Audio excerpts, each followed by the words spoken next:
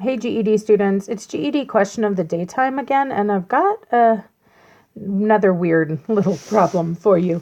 It says, which of the following is the best way to set up the expression 323 minus 45 in order to perform the subtraction algorithm? And I do mean the standard algorithm that we use in most US schools. And it says, justify your answer. So justify your answer, you better give me some reasoning, not just what you think is right. Okay, so looking at these, most students are okay to point out which one of these is right, which one, not right, I should say, but which one is the best setup to use. That's the one that they'll tell me, but then I ask them why, and they don't know. A couple of different reasons. Some important things. When we use the subtraction algorithm that we do use, it is wise to have the larger number on top. It didn't matter with addition which number was on top, but it does matter with subtraction, because the way our subtraction algorithm works, order matters. We take one thing away from the other. It matters which thing was there first and which thing we're taking away. And so we do want the larger number on top. And so I can rule out the one where 45 is on top, because 45 is worth less than 323. And same for that one as well. Now, why, though, did I choose the third one rather than the first one? And this is the super important part that I need you to understand. So if you don't know this, I would write this down, because this fact here is so important. Subtraction is similar to addition. It is addition's inverse.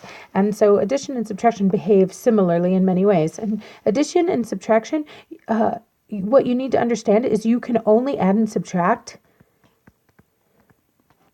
the same kinds of things. I don't know how many times a semester I say this in my class, and that's because students, when they forget this, they screw up decimals, they screw up fractions, they screw up word problems. Whoa, I'm screwing up what I'm writing down. The same kinds of things.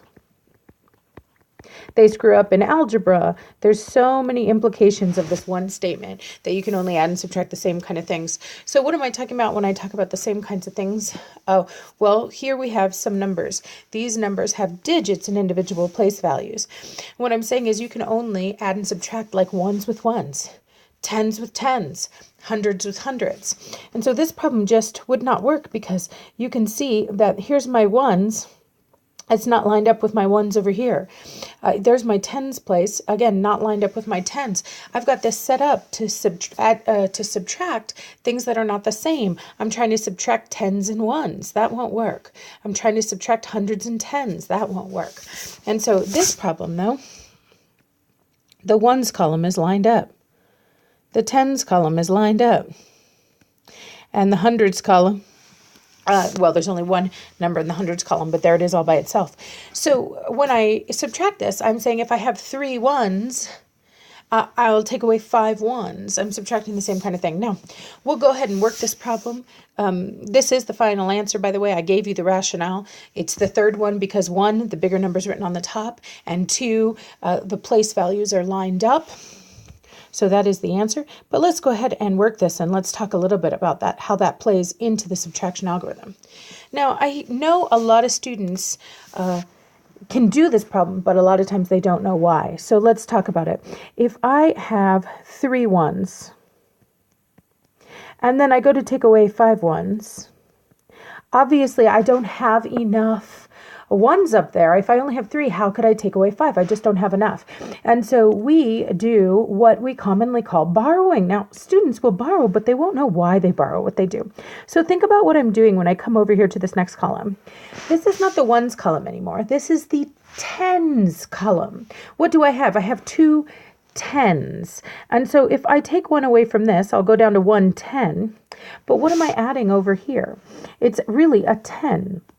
It's like I have 10 items to add to my 3. So I already had 3. I add on these 10 I took from the last column. Now I'll have 13. I'm not just plunking a 1 in front of my 3. I'm adding on 10. And so that turns into a 13. So let's go ahead and do that. 13 minus 5. Now I have enough to take 5 things away. So 12, 11, 10, 9, 8. And now I run into the same problem again. If you look at this column over here, I only have 1 10, and they want me to take away 4 10s. I only have 1 10. How in the world could I take away 4 10s? I can't. So once again, I'm going to borrow. I'm going to come over here to my hundreds column.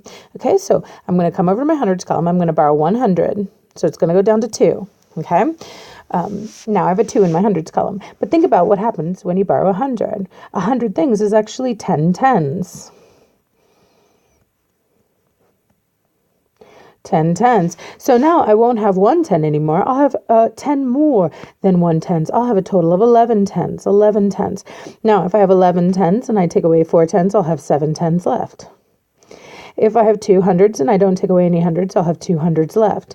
And so I end up with this problem that's 270, which means 7 10s, and 8 1s.